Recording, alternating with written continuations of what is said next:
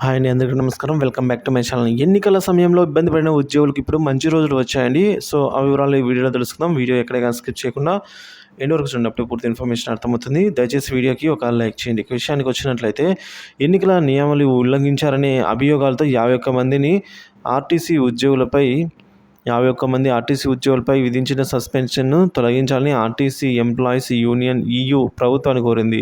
ఆ ఉద్యోగులకు అదే డిపోలోనే పోస్టింగ్లు ఇవ్వాలని కోరుతూ ఈయూ రాష్ట్ర అధ్యక్ష ప్రధాన కార్యదర్శులు పి దామోదరరావు, జీవి నరసయ్య ఆర్టీసీ ఎండీహెచ్ ద్వారకా తిరుమలరావు గారికి అయితే వినతిపత్రం అందజేశారు. సో, మరికొన్ని ఫిర్యాదులపై ఎన్నికల అనంతరం నిర్వహించాలని ఆదేశించిన విచారణలు కూడా నిలిపివేయాలని అయితే వీరు ఈ విధంగా కోరడం జరిగిందండి. సో, వెంటనే వీరిపై ఏదైతే 51 మంది ఆర్టీసీ ఉద్యోగులపై విధించిన సస్పెన్షన్ను తొలగించడానికి మరియు ఏవైతే ఇంకా విచారణ లో ఉన్నాయో వాటిని కూడా రద్దు చేయాలని అయితే కోరడం జరిగింది.